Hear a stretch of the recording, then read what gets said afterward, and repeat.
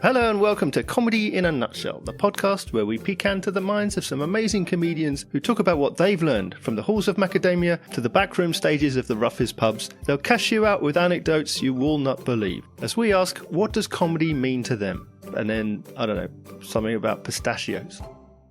I'm the comedy nerd who's seen more than 1,800 different comedians perform live comedy, and you can find out more about my journey in comedy fandom on my website, thecomedynerd.com. Please also take a moment to like, subscribe, rate, review and share the podcast. Thank you. My guest this episode is a stand-up comedian and one of the founders of the Bristol Comedy Festival. He's a wonderfully intelligent and erudite comedian who this year takes his third hour show to the Edinburgh Fringe. It's stand-up comedian Burt Williamson. Before you became a comedian, was comedy like an influential thing sort of growing up in the early days? I think if I had a nice childhood, I had a lovely childhood, but I think a lot of it was defined by boredom. I found a lot of things very, very boring, and humor is entertainment. So I would make jokes, mess around. I remember even in my school report, it's interesting going through it over the pandemic, and I always think it's quite of an insult when someone from school, because I'm not really in touch with many people from my school days, partly because it was a little bit far away from where I lived. So it was harder to have friends in the area because I wasn't in the area, and that was for various different reasons. But I always find it a bit of an insult when someone finds out that I do comedy and they go, "Oh, I always thought you were going to be a comedian." But I've heard that enough that I think maybe I have the personality archetype for that. But it was boredom. It was definitely boredom. I was just like, trying to make things interesting. And one of the school reports that I had said that I could tell whether I'd been funny or not in class, because this is biology specifically. For GCSE biology, I had a teacher I really liked that's really fun. And he was always very discursive and lots of questions. And that was I always had my hand up. And then I could do a joke or I'd get a laugh. And I would treat it like a panel show. And I could tell whether I'd had a good term or not.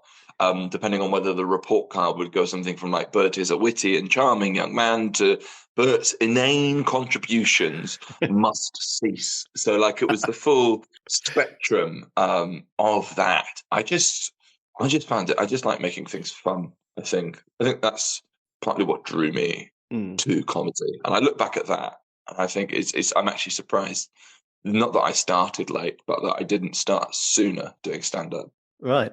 Were there specific like influences or inspirations that made you want to get started in that sense? Well, I think my journey towards stand-up was, I remember watching these panel shows because I used to, I was a Boy Scout, and it was back in the days where like lift shares were more of a thing.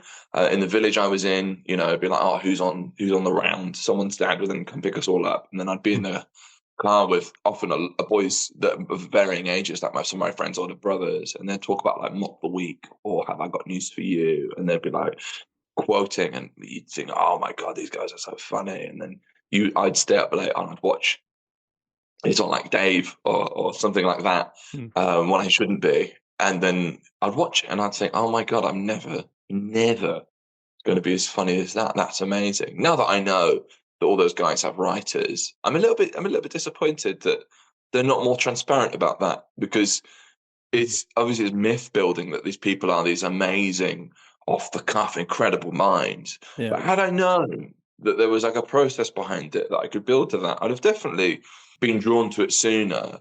So there was part that actually kept me away from comedy longer, because I was like, oh well, I'm never going to be as good as that. So why bother?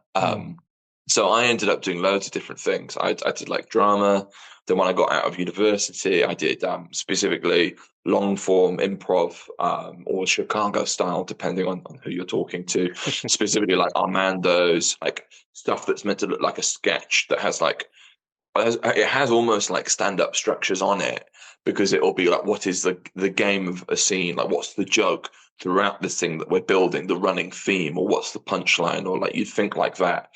Which I think was quite a good training for stand-up, or at least emceeing and hosting specifically, which is what I've ended up doing quite a lot of, but it has helped me in my writing. Yeah. But even before then, I was doing a lot of performance poetry, but that was all humorous poems that I would do. So I would be at these poetry slams, and people would be, speaking their truth and some unfortunate things that they've been through, and then I would go on and do a poem. One of my favorite poems that I had was called "A Shit Night," and that was all about the wordplay between. The joke of the whole poem was that I'd matched with someone on Tinder, and they said I love scat, and I was very much into jazz, and they were into more of the scatological implications of that. Yeah. And then that was the meeting of that. And that was like my favorite poem to perform. It was like grotesque. I'm the butt of the joke. I guess it wouldn't work as stand-up, but it was kind of like a routine in a way, like an anecdote. And I would do that in these spaces, and it was really, really fun. And I was always welcome.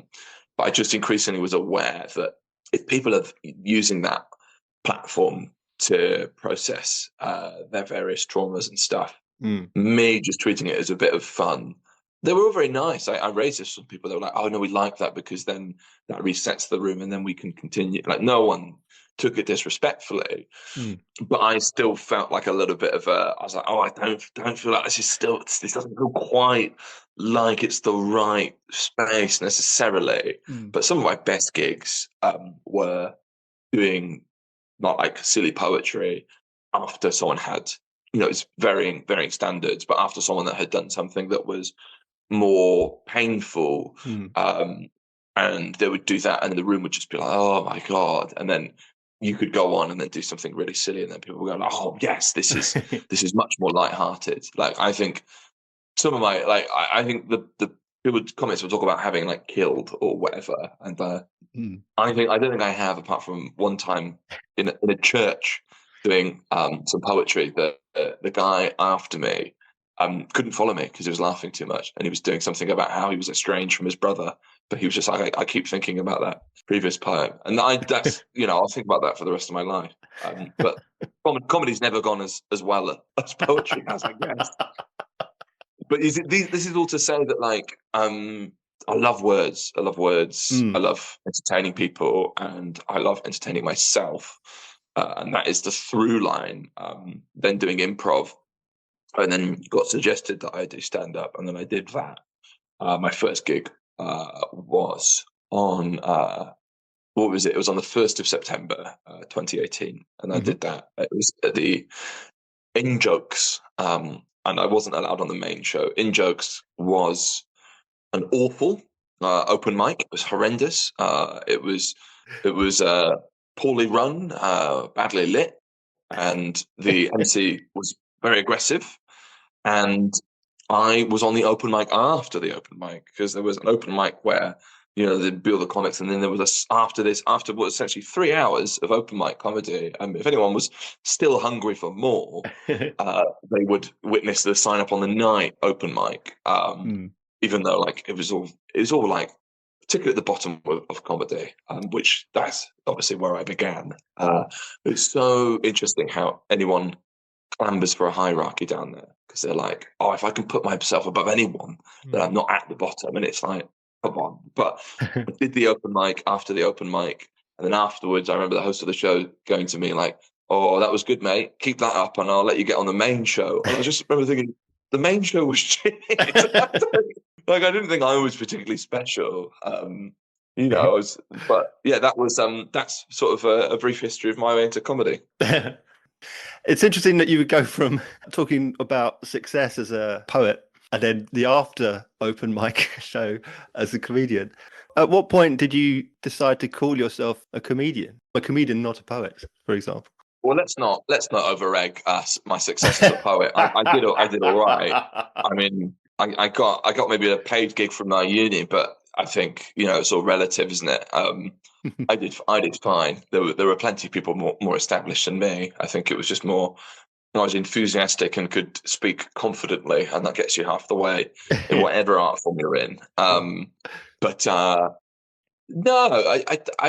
I found comedy way more fun, and that's not because poetry was was bad. I mean, I very much enjoyed the poetry, and I look back fondly on it. And it's funny, I was going through my old poems, and they are fun to perform. I wrote them to be performed, and that, I'm very much happy where I am. But I do every now and again think, oh, would I do a poetry set, or would I do this, or would I do that? I did a poetry set to commemorate the ending of a poetry open mic that I used to go to. Part of the reason I did poetry was because I got into it after I dropped out of university, and I was back in my hometown. All my friends were in uni. I was miserable, and I was like, I need to get out of the house. Let's go do something. Let's go do some live performance. Yeah. And then I went to this open mic every Friday, and there was stand up at this open mic. But it was, the sort of stand up that would be done by people that would want to do a poetry open mic. If you can read between the lines there. But I went back to commemorate the end of this. It had one last blowout for anyone that had performed or had a sentimental connection. Yeah. And then I did it. And then I performed the poetry again. And then I caught myself pausing for laughter in a way that I never would when I was doing poetry. So like, it's curious, the skills that you pick up that you don't realize that you have.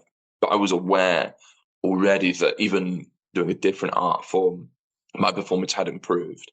And I think it was the same with like improv informing my stand-up, and then vice versa. When I went back and did a little bit more improv, that in turn really helped my emceeing, as well as being aware that I was, I think, a bit better overall at improv. I think it's just these things. There's loads of skills that transfer that people think don't. But sorry, I've gotten off tangent. The initial question was poet or not.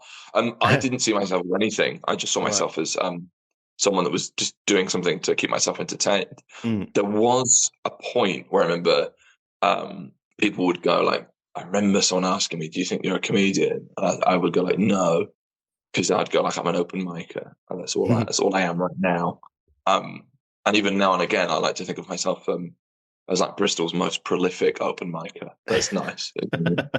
But no, I'm doing maybe slightly nicer gigs than that these days. But I think because I do it for a living now, I would say that I am a comedian. But I think it's interesting with comedy, and this is the tension again between poetry and comedy, is you can get up on stage and you can read a poem, and whatever the audience does, you are still a poet. However, if I get up on stage and I do 10 minutes of comedy and nobody laughs, I think it's a reasonable question to go, is what you did comedy? And then if you go yes, then it's all about intent, really, isn't it? Rather than what's actually happening. But if it's all about intent, then surely there must be some like, because there are some people with the best will in the world. They have all the intent in the world, but none of the requisite laughter. And then you wouldn't go, well, they're an amazing comedian. So like, there's this weird thing, as in like, I think trying to define with comedy, that's part of what the fun of it is, that it's so hard to even go, what am I? What is it? It is sort of like, it's everything in the gaps between, really. It's getting up on stage and trying, I think, maybe. Yeah. But I don't know. I'm a comic now. And I would say comic rather than comedian. Comedian is the more general one, but I'm a stand-up comic first and foremost. Yeah. Maybe if I start doing other projects, I might take the badge of comedian, but I think comic suits me more. So no, maybe 2-3 years in, but I never really thought about it too much beyond the start. Just going, no, I'm not as good as that, and knowing that, and I don't put myself on any great pedestal now. But I think maybe I've just slipped over the threshold, hopefully. Well, you talk about a love of language and also the influence of improv. And obviously one of the reasons that I enjoy your comedy particular is because it is very erudite and very intelligent, so which I enjoy. But how much does improvisation play a part in what you do? Because it's very, very well written, but obviously you're adapting to the room. So how much do you improvise on stage? So it comes back to boredom. And this is why I feel like I'm a little bit behind this year in terms of where I want my hour to be. I think all my best lines tend to be riffed, but they are on top of a structure that I've already built. And I tend to riff more if I'm approaching being bored of my jokes. And I'm never outright bored going, why am I doing this? Because I think if you aren't enjoying doing comedy, then why are you doing it? Because it's not a great life for what it is.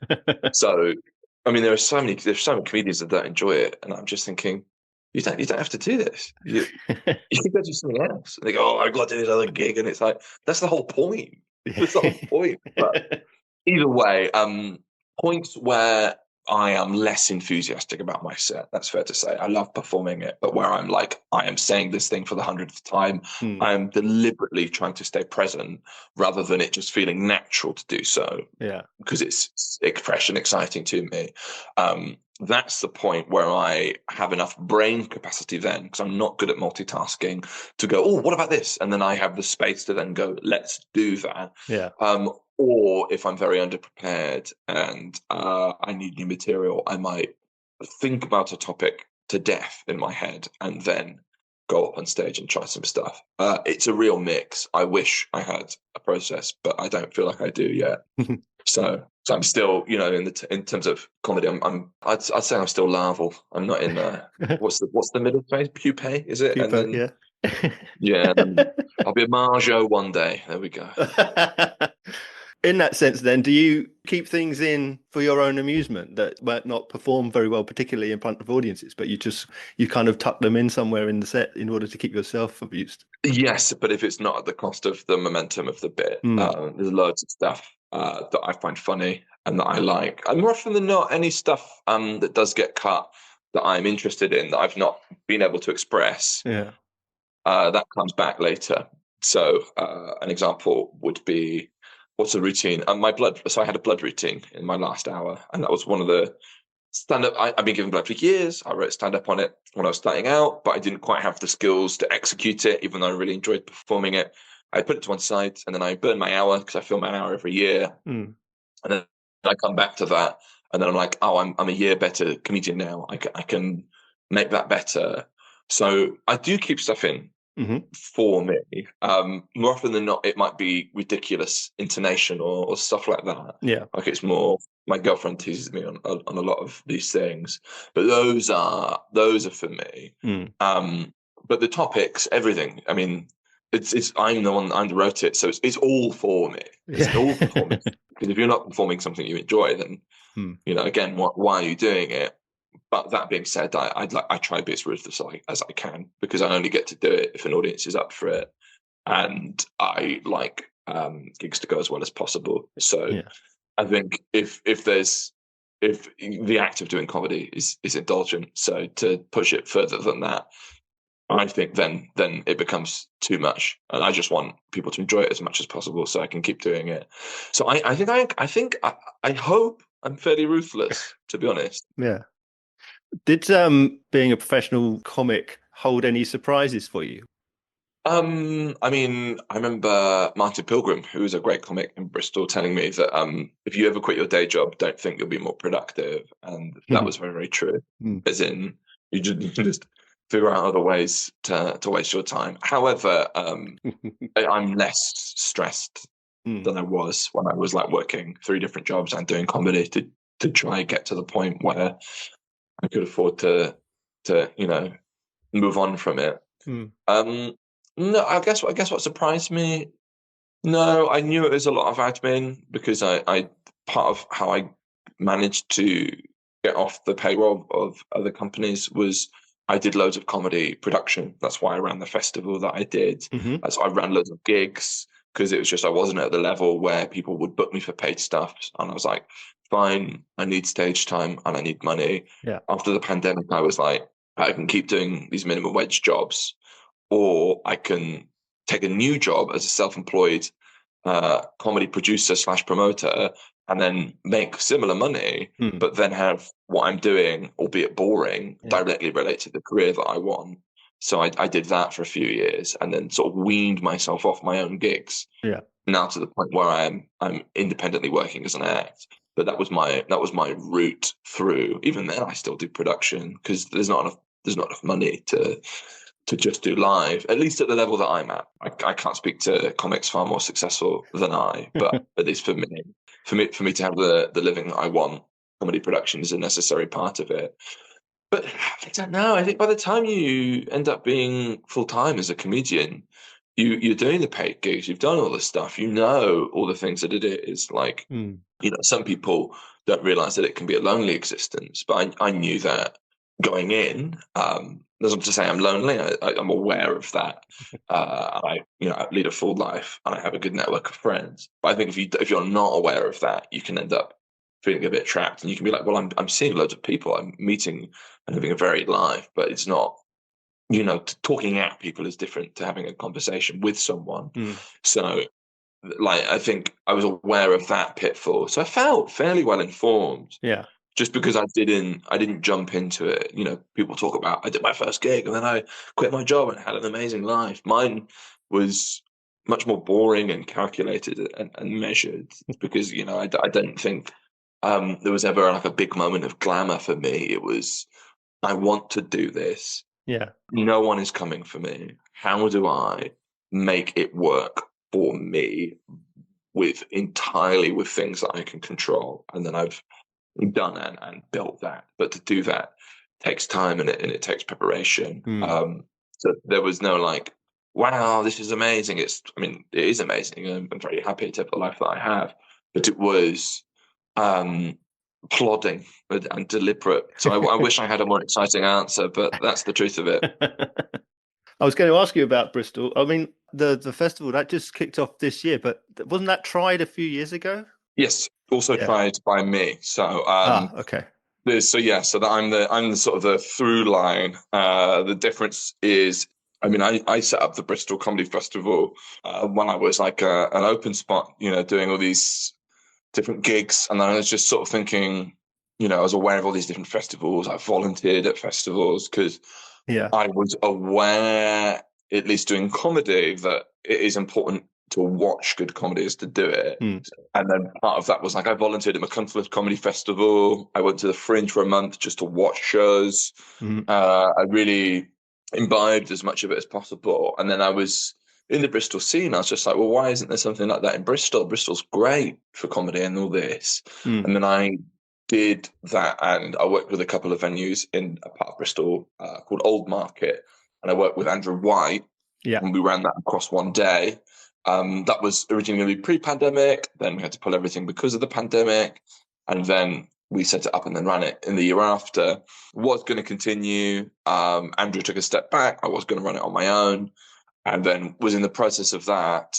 But I was not keen to do all of that on my own. So I particularly, unfortunately, my father passed that year as well. So I was like, I can help, but I really want to be more just looking after myself and helping out, rather than being the head of this budding festival. And then unfortunately that project, for various different reasons, didn't end up coming to fruition. Took a 2-year break. Then Harry Allmark, who set up The Room Above, was running comedy in Bristol. And then I introduced him to the Folk House, because I thought Bristol needed a comedy competition. And then he was in talks with various different people funding it. And one of the people funding it were like, well, we don't really care about a competition, but what we'd love is a festival. And then why don't you run a competition as part of it? And then that way, we can get everything that we want. And then I ended up probably having the only appropriate CV where I could go, I have run a festival in Bristol before. And then, I know Harry, he's great. We work together a lot. And then seemingly having thought that maybe that festival wasn't coming back, came back with a bigger, much bigger, with a vengeance, which was great. So I kind of, in a fairy tale way, everything's worked out for me, because I didn't want to be running it alone and be the main problem solver. I'm now joint main problem solver, which is nice. That's much better. Yeah. So I read your article in Chortle about Saturday Night Live. Yeah. And I was struck by, because obviously a lot of people are talking about it. Do you think that, because this is something that we had in the 80s, those of us who are old enough to remember the 80s Yeah. watched Saturday Live, which basically cemented the careers of people like Harry Enfield and Ben Elton, Julian Clary, these people. Is there a reason why that sort of format hasn't come back until now? And what's changed now? What's different now? Or is there a new generation of comedians who would Well, benefit more than previously? I think really probably the reason why it didn't come back sooner was because we ended up with loads of great comedy TV. So not to say that it was a saturated market, but there was a lot of really, really great comedy happening on TV. And, we can go through the whole catalogue, but I'll spare the list. But I really do think that, British sitcom has been great. That's why so much of it has been, as I allude to in the article, exported to America with mixed success. Some real success stories like The Office, but plenty of stuff that didn't quite work. So we've had a really, really great comedy tradition. I think as TV is in a weird place right now, with online being bigger and bigger, if you look at SNL on their YouTube channel, they're huge. They do so well and they cut through. So I think previously where we've had like a very diverse, healthy ecosystem of interesting sitcoms and comedy programming, I think now that it is harder to do that, I think you might see more flagship projects. And this is very much a flagship project. I think it is the right timing for it. And I think, as I alluded to in the article, I think it needs to be adapted to the UK. It can't just be a carbon copy. I think it needs to take advantage of the brilliant wealth of talent that we have here. Yeah. Like you think about, again, the amount of shows that we've exported, that this infrastructure is here.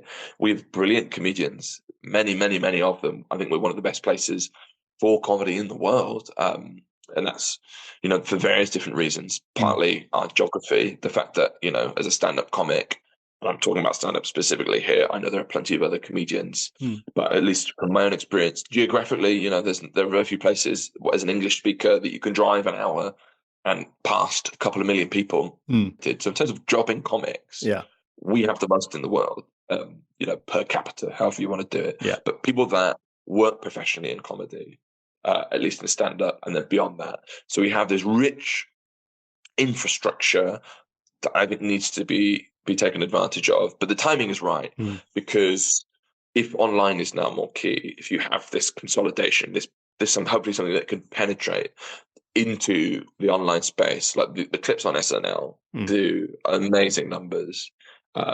Even some of the sketches that aren't as strong as the other sketches still get significant exposure. So if you think that there was something that was done properly here, then there's a real chance for it to succeed. I hope that it is given the opportunity to be ambitious and fresh and exciting. I am cautiously optimistic, but emphasis on the optimistic, that I think it will be a really, really good thing, particularly in terms of hopefully be a way to make, keep British TV as a fantastic thing, because we do have, I think, an outsized cultural influence across the world. And this might be a good way to use a global brand in SNL to, again, push further out. It's so interesting, how at least stand-up works online. So much of it is America-focused for different population reasons. But we can use this vehicle, then hopefully we can, not only appeal to a brilliant, British base of comedy fans, but launch people out more broadly. Like a lot of stand-ups in the UK will talk about wanting to do America and to go internationally, and then that sometimes people will be at the top of their game here for a while. I think we will do well on a global stage, and I think I'm excited that if it is pitched and put out there, that it can platform some really, really exciting and talented people. And if any of the producers are listening, I am available.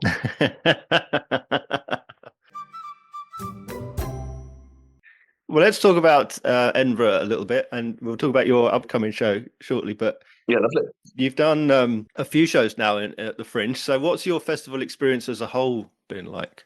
Brilliant. I love the festival. I love doing stand-up comedy, and the ability to perform an hour every day to a room full of people that, to be candid, very few of them know who I am. But the fact that they are in the room and they know that they're in the room for me, even if they don't know who I am, they know that they have come to see a man who happens to be me do a show. Yeah. That's exhilarating to go like, right, cool. This lives and dies on me. I've got an hour. Let's give them a good time. And then it's the combination of a year's work. I love it. It's amazing. And then I do my show. I've pretty much been at 3 p.m. I've never been later than 5 p.m. So I'm always around this sort of time slot. And then I can get off and then, go and see some shows, see some mates, hang out, have a fun time. It was brilliant. I mean, my experiences at the festival, apart from maybe the first year where I went to just watch, that was a little bit more arduous for me. But that's because I didn't know what it was going to be like. And comedy from the bottom can be pretty grueling, if you're as an open micer, and I still get it a little bit now, but not so much. Yeah. But some people can be pretty mean, at least at the start. But no, to go in and to know everyone, all my mates are there. Like pretty much every year, apart from the first, it's been really, really positive. And even the first year was I'd say overall positive, just more mixed. Yeah. Well, you did a couple of shows before you made your formal debut. Yeah, not too many though. I did a reasonable amount. Yeah. I learnt the craft. I didn't hide in the shadows. No. How different was it? I mean, how much was it weigh on your mind that you were doing your first hour now and basically sort of advertising yourself to the industry, if you like? I made a choice not to do that because, not to do, as in like I tried, as in I did the big debut, but I think if I talked about my previous elements of my career being plodding and deliberate, I only try. Yeah, I'll frame this as egotistical as I possibly can.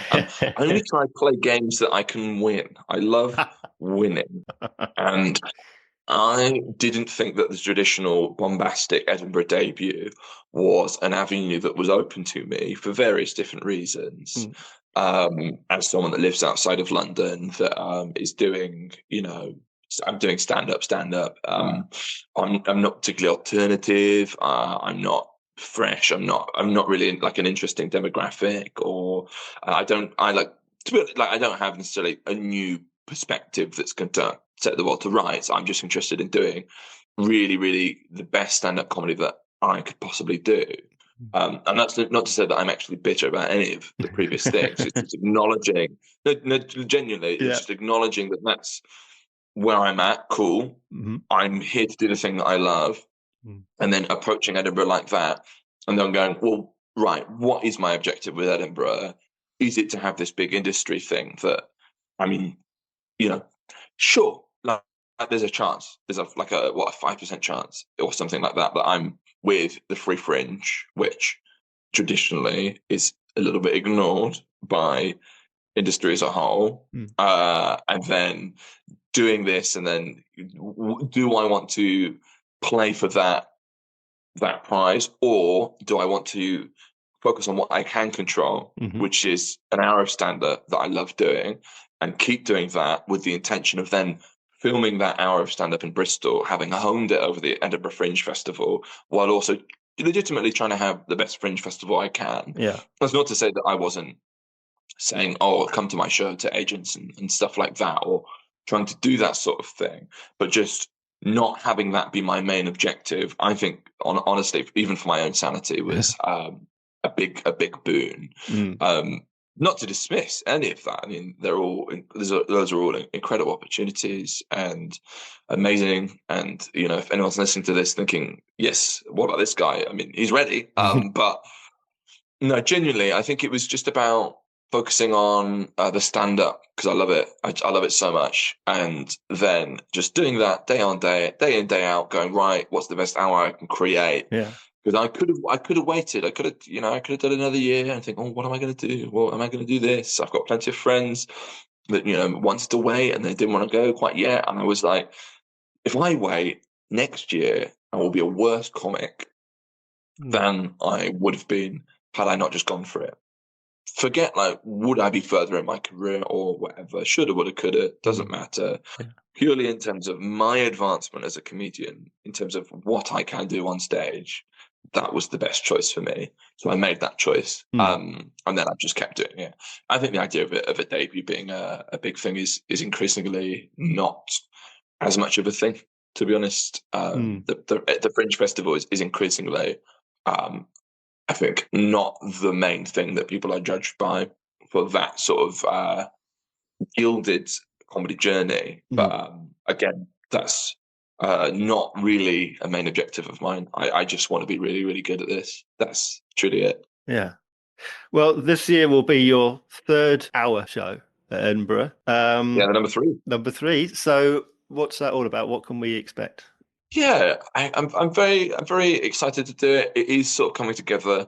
I think it is hard to exactly pin down, but my objective. How about we do that? I feel much more comfortable saying that. What I am aiming for is I want to do a show about mental health that isn't diagnostic based. So a lot of people's shows will go, I have found this thing about myself. I'm living with this thing, and then it'll be like, how has this changed my life and stuff like that. I want to ask myself questions whether certain categories would suit me or not.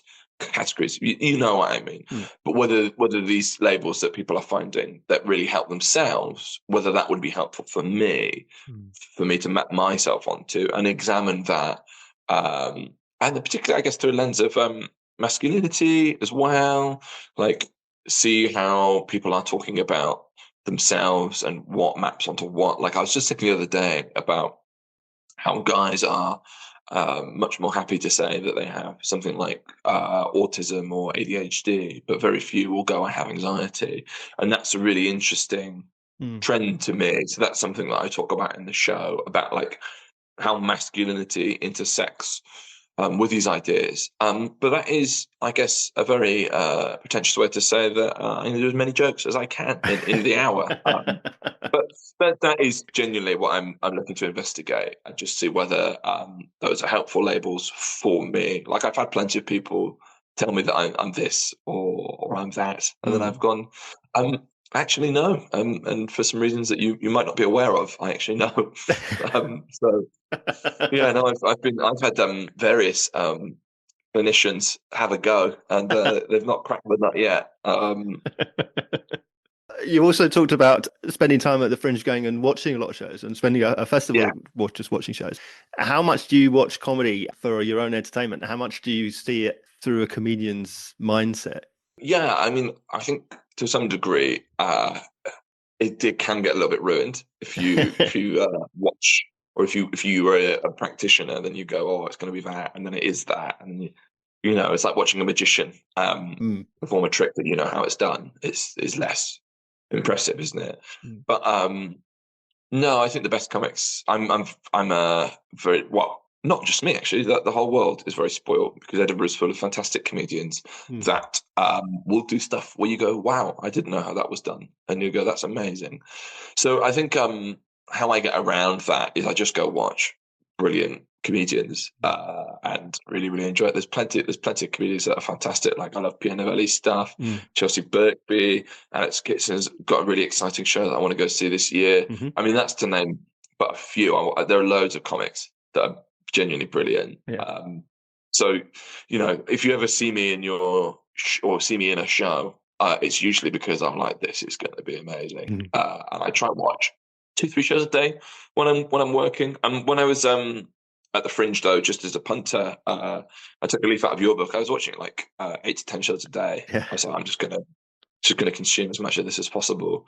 Now I'm a little bit more paced, because if I'm at the Fringe, I'm working, I'm doing the show.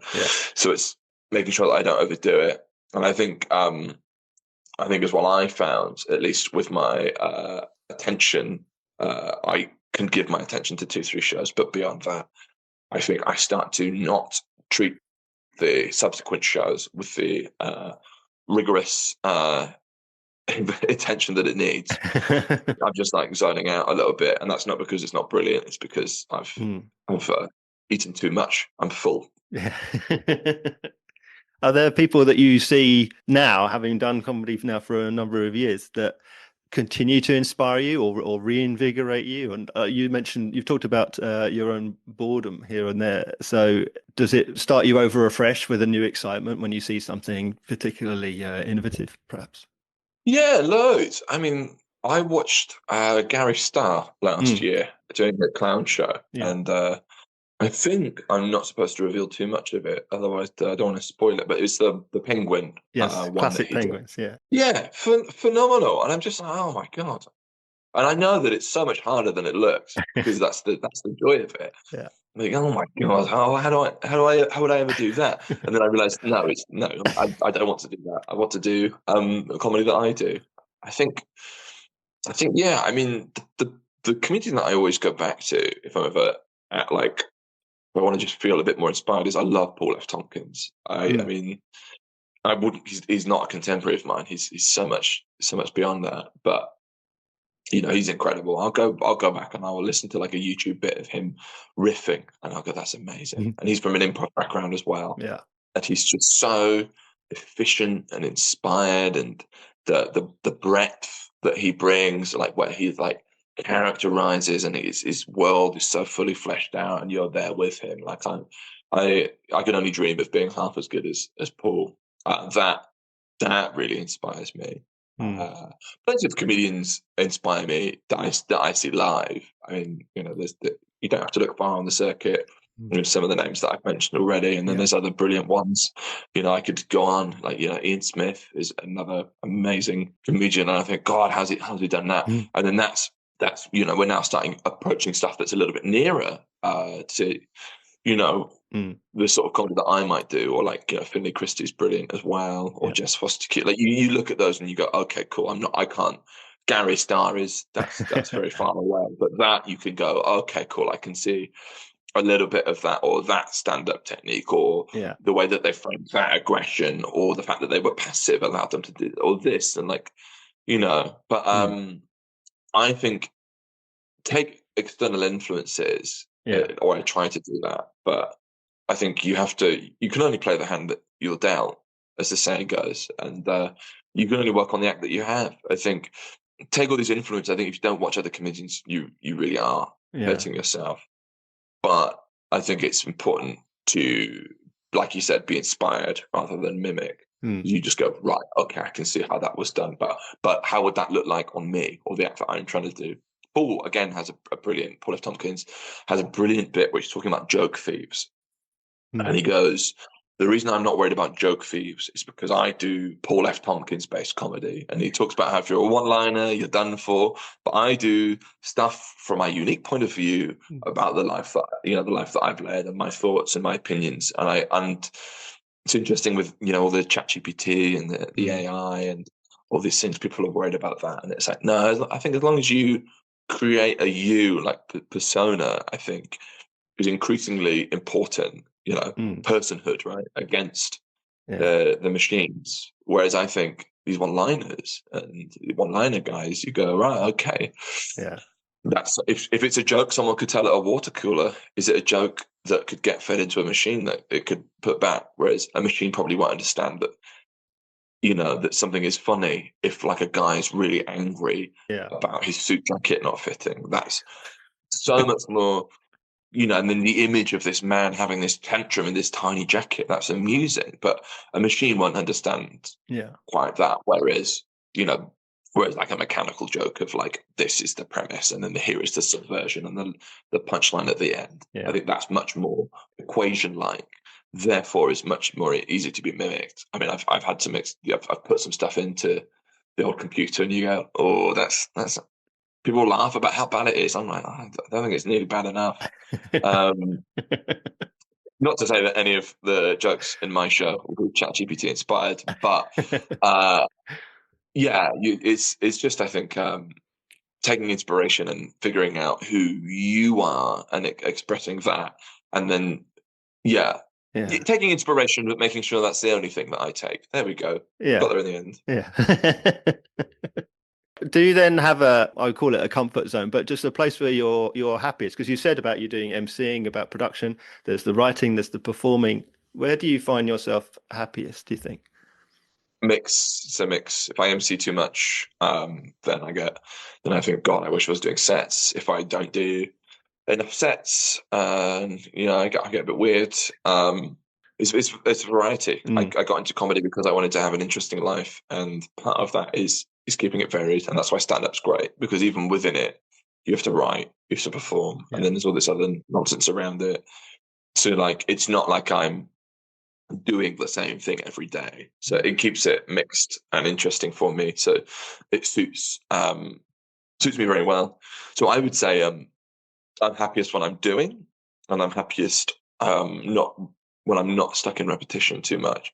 Although if you were to challenge me, I would say maybe it's a new material night where I'm doing a routine I've done a few times, but then I think of an extra chunk to put on the end of it. That's so good, because then I like it's having the bedrock of the jokes.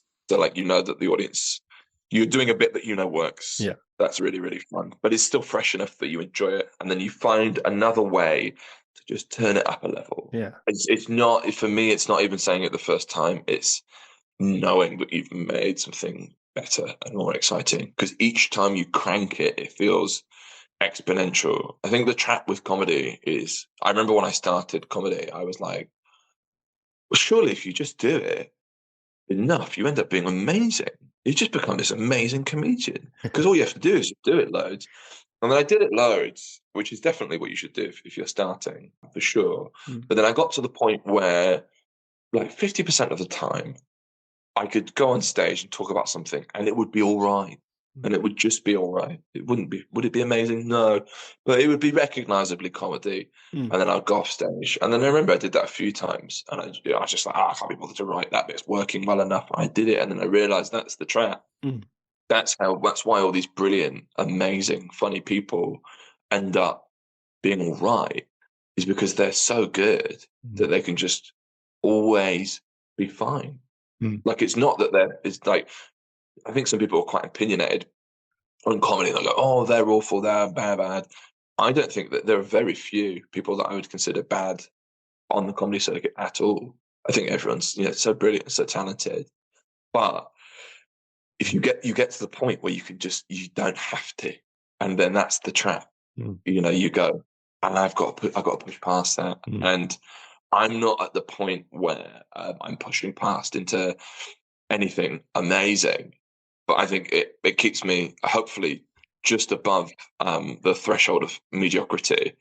Not by much, but I think that's the trap. But that's why I love the new material gig, where you crank it a little bit more, because it's not, you're just aware, you're going, right, cool, this is the thing that I found because I pushed it, because I took that extra gig, or I thought about this bit, or I wasn't willing to let it go. That's always, it's not like even getting a new bit working, it's getting a new bit singing. That feels amazing. Do you think there's a particular single lesson that you've learned that informs your philosophy going forward, or that you might tell your younger fledgling comedian self?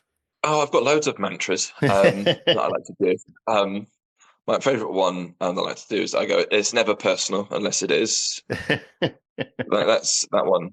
That one's good, because like, I think, I sort of alluded to it a bit earlier. You can go, oh, well, the industry this, the industry that. It's like, no one's paying attention, and that's not even in like a specific, oh, screw you. It's like, no, just crack on. Like, it's that thing that you did or didn't get, that wasn't to screw you over. It was nothing to do with you. That's the truth of it. So it's very hard. It can be, obviously, comedy is insane. It's a total mental roller coaster.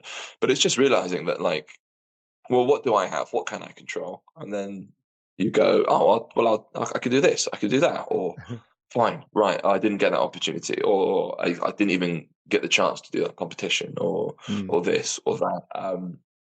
You just go, fine, all right. And then you take it from there. On competitions, right? Like, that's something comics talk about. My joke about that is, I don't respect any competition that I haven't won. So, like, but to break that down it's not me going. It's not even like an egotistical thing. It's if I don't do well in a competition or I don't get far, what's the conclusion? Do I go, well, I must be a rubbish comedian? No. Do I think that someone else that didn't do well in that competition is a bad comedian? No. So like, it doesn't mean anything. It's arbitrary. Yeah. And like, whether I'm a good comedian or should be defined from the self, right? It's like in the room, and the intangible thing is in where you're going, is what I did comedy if nobody's laughing. Yeah, it is, because I think that it is, like, because it's so nebulous and it's hard to pin down. You go, yeah. So, the joke that I start new material sets with every now and again is I go, I've done this enough now that however this goes, my opinion of myself won't change. That's the truth of it, and that I try and map that out into comedy more broadly, as in doesn't matter, as in, like, as long as I'm doing better than I can. The only person I'm competing against is myself, which is why I'm very disappointed that I might have a worse hour than I did previously in other years. But the good news is I've got 4 months. So I'm going to work hard on it, and then I'm going to make it. I mean, if I can pull this one out the bag, it'll definitely be my best one yet. But it's just about keeping that ambition, not letting those external factors tease you too much. So yeah, I think it's hard to say, but it's just like it's this mad sort of self-belief that you have to have. But I don't even want to like put it on a pedestal, because we're all kind of comedians. We are on some level a bit pathetic. It's a fun life, and then a lot of us, all we do is moan. So, but we wouldn't be doing what we did if we didn't have too much to say for ourselves. So that's self-selecting. Well, what do you think then have been so far your best and worst experiences in comedy? So it's a hard one. It's hard to pin down. It's so fun. It's so easy to miss. It's so easy to miss. Like, so the Hen and Chicken Comedy Club in Bristol is an institution. I love the club. It's great. Steve Lount, who runs it, he's really passionate about comedy. And I remember starting out, you're so far removed from that. You think, God, how am I ever going to get on that stage? How am I ever going to do it? Whereas now, I've been going a while now, the best part of a decade, and then I ended up doing the club, and I've done it a few times now. And then Steve, after one night, he told me, "Oh, I was really hoping you were going to do that routine. I've heard it a few times, but I really like listening to it." And I didn't, go, "Oh, thanks, Steve." I didn't think much of it, and then it just goes to the back of the head. And I was out for a walk, and then I remembered that Steve had said that to me, and I was like, if the me 5 years ago knew that this club that I wouldn't even know who to talk to or dream of getting there, it seemed intangible. But that not only did the club owner would have had me there, but that would have told me that there was a specific routine that he'd seen before, that he wanted to hear again, that he loved listening to. That means the world. But it's so easy to miss. It's so easy to miss, because I'm in my head, I'm thinking, God, that joke didn't go well there, that didn't go well there, or what about this, or like, should I be doing this change and stuff like that? And I think by necessity, that needs to be a comedian's personality if you want to be decent. Because if you are satisfied, as I was alluding to before, you end up being fine. You go, that was good enough. I think you do have to have, whether it's unhealthy or not. I'll let you and the listeners be the judge of that. But you do have to have this neuroses where you are, to some degree, unhappy with good enough, and sometimes people will torture themselves over it, and it's the mental health balance that you have to strike, and you have to be objective. You can't just go, well, I'm going to burn it or have a tantrum. But just taking stock of allowing myself to enjoy that, I think. Just going like, oh, that's a really nice moment. Do you have the reverse of that? Have you had anything that's particularly stuck out in your mind as disappointing? Well, disappointing. I mean, I think so much of it gets redefined, and stuff that feels monumental in the moment is insignificant even weeks later. You just reset. There's loads of stuff that I wish I could have got, or that I wish I could have had. And part of it is just going like, I feel like you've got to be ready for opportunities. And sometimes, you'll get close to one and then it will go to someone else and they're great for them. But you think, come on, come on, give me. Because sometimes it feels like, I guess the times where I find it most difficult, where it feels like, unless I am generating everything for myself, then there isn't much out there. But that again isn't even true. I'm supported by lovely people that give me gigs and all these infrastructures and all this stuff. So it's, I don't want to be too much, gushing and monastic about it. Like, oh yes, and the universe is all one and whatever. But no, I think it's just like even a gig, right? That's something that someone has set up that I get to do, and an audience is there, and I can do that, and it's all for my benefit. Yeah. So even at a micro level, you can go, "Oh, everyone's against me," and it's like, well, but a gig that's put on for you.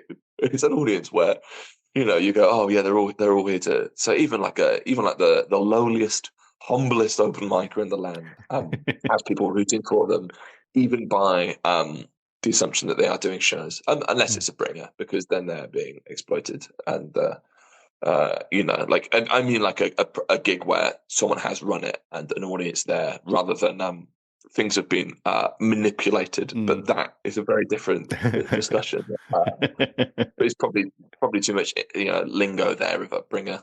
But no, I think point of this, probably one of the times I remember being the lowest was I did my first ever open spot. So I knew pretty quickly that I wanted to be a comedian, and I got my first open spot on a pro bill where I'm doing an unpaid 10 minutes, and I drove a comedian to Llanelli.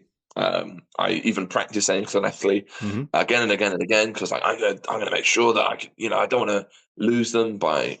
It's so funny what you get in your head about. I was like, well, if I say the name wrong of this Welsh town, then I'll get it wrong. I was always very conscious of being a bit posh. I always thought people would judge me for that. They go, "Oh, who's this posh dickhead?" And, there's a bit of class anxiety around there where I just worry people are going to hate me. They go, "He's this or he's that," which doesn't necessarily, I feel, fully describe me, but that's all right. But I was always worried that people were going to hate me, and that I was this Englishman going to Wales, and I know enough about the history to know that England hasn't been kind to Wales. So I was like, right, I'm going to learn this name, be so respectful. My first big show, going to really, really try all these things, all this prep. I'd never tried so hard. I drove 2 hours to the gig, drove with a comic, opening act. Smashed it, break. The other middle spot or open spot had dropped out, so I had this whole section to myself.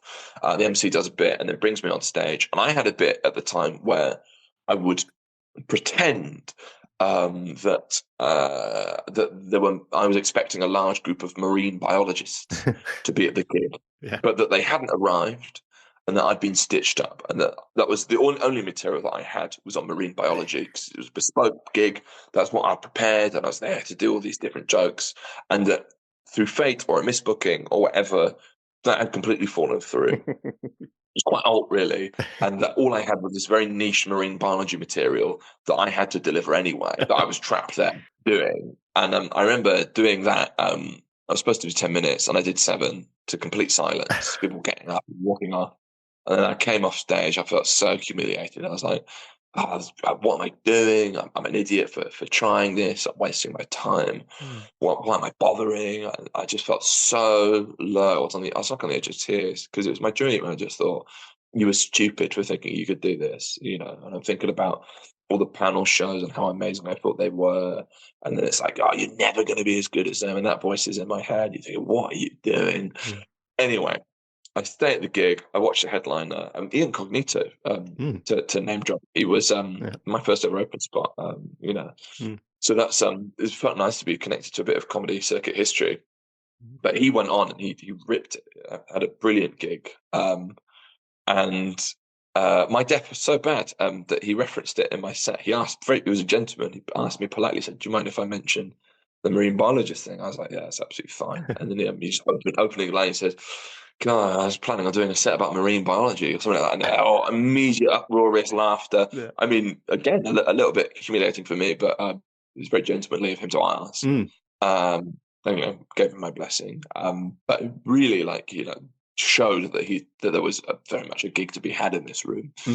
And then after the gig, the MC, who has since been cancelled, fun, but is a flavour as to why, wanted to stick around, because he wanted to try hit on some people from the audience. And so I, as this lift, ended up getting dragged into a Wetherspoon, talking to some of the audience. And this Welsh lady came up to me after the gig and just completely earnestly said, it's a real shame that those marine biologists didn't turn up. And then suddenly I was like, that's so funny. It's so funny that she was like, it wasn't even that it wasn't even that I was bad. It was that, and she said it with complete sincerity. Yeah. It was like, oh, right. That's so ridiculous. That's so funny that I've just gone into a room and I've talked to these strangers. And it made me realize that the whole experience is so bizarre and so stupid. So that really cheered me up. But that was the interim between those two moments was really low. Yeah, of course. So how can we find out all about you and where we can come and see you performing? Well, I mean, the main place I'm performing these days is in the new comedy club in Bristol, the Gaff, which is great. I've helped set that up with Harry Allmark, who I ran the festival with. Yep. That's his pride and joy. The Gaff Comedy Club is brilliant, so he's running that. I had a hand in, a little bit of getting it set up, and then now that's off the ground, and he seems to be running a tight ship. But I am there emceeing now every other week roughly. I'm there for a weekend. Or follow me online. I'm at Burt Comedian. That's BURT. That's the pitfall there. So yeah, those are the best ways to find out what I'm doing. Or if you like my stand-up, I put a lot of it online for free on YouTube. So if you just Google Burt Williamson, again spelled with a U, and then comedy special, that should come up on YouTube. I've got my first hour online there, and then my second one should be out soon. But you can see all about the stand-up that I claim to love and be adequate at, and judge for yourself. Oh, there's one thing I needed to do actually. Yeah, go on. Alex Kitson, I listened to your interview with him, and he accused me of being rubbish at the start. That's outrageous. I was perfectly bad, like not rubbish. Like there was no like. I was very much on the mean of normal guy doing comedy. I was pretty all right, to be honest. I got on some nice gigs fairly quickly. Outrageous from him. So I wanted to set the record straight that I was absolutely. I was the same as anyone else starting out, and then I seemed to do fairly okay fairly quickly. Yeah. So that's let the record show. Fair enough. He was wank though. He was wank. Yeah. Okay, duly noted. So then I ask my final question, but how would you sum up comedy in a nutshell? It's brilliant. Love it. Yeah, it's great. There's no further things to add. I mean, I would have done something else. I'm not someone that is good at tolerating things that I don't like or enjoy. So if me doing this, I know that I'm doing the right thing. But thank you so much for being my guest. It's been a genuine pleasure talking with you. Thank you. Likewise. Thanks, Mark.